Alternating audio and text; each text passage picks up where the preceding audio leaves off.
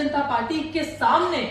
ईमानदारी से, मुखरता से डरना नहीं। चाहे उन्होंने ईडी की रेड जब 2018 में प्रातः सर के 20 में सॉरी ऑफिस में हुई थी, हमारे ऑफिस में दफ्तर में रेड डाली, तो क्या डर जाना चाहिए था? तो क्या उसके बाद नहीं बोलना चाहिए था? तो सामने नहीं आना चाहिए था? लेकिन हम अपनी बात पे अभी भी कायम है कि अगर हमारे चुनाव ईवीएम से होते तो उस मॉडल को किस तरीके से ब्रेक करना है, उस जगह पे चुनाव करवा के उस जगह पे बीजेपी को किस तरीके से एक नया नैरेटिव क्रिएट करके ये दिखाना है कि हम कैसे बीजेपी को हरा सकते हैं। बाकी जितने भी गठबंधन हुए हैं, जितनी भी राजनीतिक दल है, जितना भी ऑपोजिशन है, इस सीट पे अपने लोगों को ना उतारे, अपने कैंडिडेट्स को ना उतारे और इस सीट को एक ऐसा रोल मॉडल, एक ऐसा मॉडल पेश करें बीजेपी के सामने और उन्हें दिखाएं, ताकि जब फर्स्ट फेज के चुनाव हो जाए तो झूठे केसेस हम पे लगा के रखती है। खासकर जब आप मार्जिनलाइज कम्युनिटी से आते हो तो आपके ऊपर पानी बहुत जल्दी झुकाव में हो तो गिर जाता है। तो उसका सामना कैसे करना है, लड़ाई को ईमानदारी से, मजबूती से कैसे लड़ना है और पीछे नहीं हटना,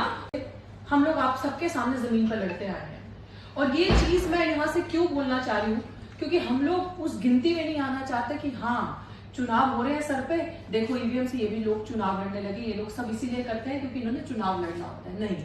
हम लोगों को इतनी बड़ी जिम्मेदारी आती है, हजारों के हिसाब से लोग हमसे मिलने आते हैं, हमारे दफ्तरों में आते हैं, लाइन लगती है, मैसेजेस आते हैं कि जब तक आपके हाथ में पॉलिटिकल पावर नहीं होगी, जब तक आप सत्ता में नहीं जाओगे, आप परिवर्तन नहीं कर सकते, जितना मर्जी गला फाड़ते रहे। सो समहाउ वी रियलाइज्ड कि कौन ऐसा इंसान कन्विंसिंग, प्लस जिसका जनता पे भरोसा है, प्लस जो आपकी लड़ाई जितनी मजबूती से वकालत अंदर करते हैं कोर्ट के अंदर, उतनी ही मजबूती से जमीन पे ईमानदारी से आपके साथ खड़े होते हैं। और उससे सबसे बड़ा टाइटल जो एक दलित बहुजन समाज ने देखते हुए जो एक ऑप्रेस सेक्शन उन्हें दिया है, which is Ambedkarite in a true sense, the person who is true Ambedkarite, जो सब विचारधाराओं को, समानता को मान के चलते हैं और जिनका मैं इसलिए कह सकती हूँ क्योंकि मेरा केस भी एडवोकेट महमूद प्राचा जी लड़ रहे हैं, और जो मेरा केस था और जिस स्थिति में आज मेरा केस है, तो 100% SC/ST का सक्सेसफुल रेट अगर किसी एडवोकेट का है जीतने में, जितने भी केसेस हमारे दफ्तर में है, वो एडवोकेट महमूद प्राचा जी का है। और पूरे भारत के एक जाने माने, एक ऐसी शख्सियत, ऐसे वकील जो किसी से डरते नहीं है, एक ऐसे लीडर की फॉर्म में वो उभर रहे हैं एक ऑप्रेस सेक्शन के लिए, खासकर पुलिस से कैसे सामना करना है, ऐसे नहीं कि गुंडागर्दी करके, पुलिस को कानून कैसे समझाना है, पुलिस को ये परिभाषा कैसे बतानी कि तुम जनता के सेवक हो, पब्लिक सर्वेंट। सर्वेंट माने नौकर। व्हेन यू रियलाइज दिस कि जो तुम्हारी वर्दी है और इस देश का कानून सुधारात्मक है, दंडात्मक नहीं है। आपको इस देश का कानून और ये जो खाकी है, आपको जनता को डराने के लिए नहीं, जनता के बचाव के लिए और सुधार के लिए, ये वर्दी जो है क्रिमिनल्स को डराने के लिए है। इस चीज का फर्क बताना और इस चीज में चलना और भारतीय जनता पार्टी के सामने ईमानदारी से, मुखरता से डरना नहीं। चाहे उन्होंने ईडी की रेड जब 2018 में प्रातः सर के 20 में सॉरी ऑफिस में हुई थी, हमारे ऑफिस में दफ्तर में रेड डाली, तो क्या डर जाना चाहिए था? तो क्या उसके बाद नहीं बोलना चाहिए था? तो सामने नहीं आना चाहिए था? लेकिन उस नैरेटिव को, उस ट्रेंड को ब्रेक करते हुए मिस्टर एडवोकेट महमूद प्राचा जी ने दिखाया कि इनका सामना कैसे करना है, आंखों में आंखें डाल के जुल्मी को, या जो बेईमान है या जो करप्ट है उसको करप्ट कहना है और उनको उनकी असली पहचान दिलानी है कि देशद्रोह, देशभक्त का जो चोला पहने हैं वो असली में हर काम ऐसा कर रहे हैं जो राष्ट्र की मजबूती के खिलाफ है। तो इसलिए हम लोगों ने तमाम दलित बहुजन एक्टिविस्ट, जो ऑप्रेस सेक्शन के, मार्जिनलाइज कम्युनिटी के जितने भी एक्टिविस्ट, तमाम वो लीडर्स जो इन्फ्लुएंसर्स हैं हम जैसे, जो थोड़ी सी एक पहचान रखते हैं जनता के बीच में और अपने लोगों के बीच में, हम लोगों ने एक ऐसी सीट डिसाइड करी। हम लोगों ने प्राचा साहब को कहा कि रामपुर इज द सीट इन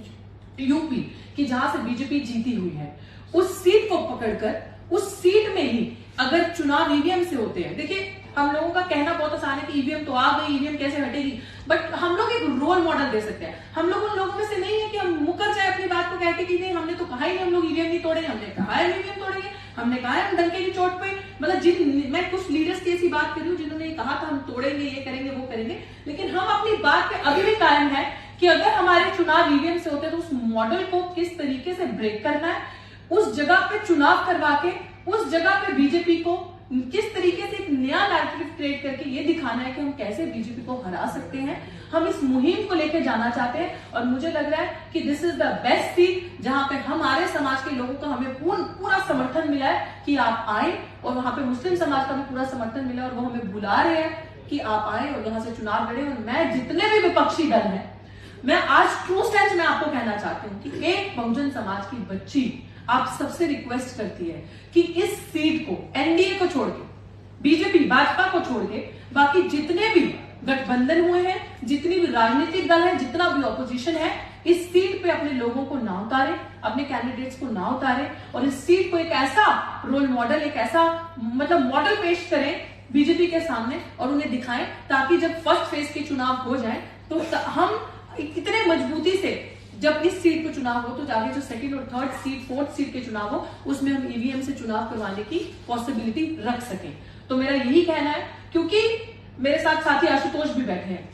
अभी तक 229 दिन हो गए मेरे आंदोलन को दिल्ली विश्वविद्यालय में चलते हुए, और जिस तरीके को पुलिस को बैकफुट पे हमने रखा और पुलिस जो झूठे केसेस हम पे लगा के रखती है, खासकर जब आप मार्जिनलाइज्ड कम्युनिटी से आते हो तो आपके ऊपर पानी बहुत जल्दी झुकाव में हो तो गिर जाता है। तो उसका सामना कैसे करना है, लड़ाई को ईमानदारी से, मजबूती से कैसे लड़ना है और पीछे नहीं हटना, और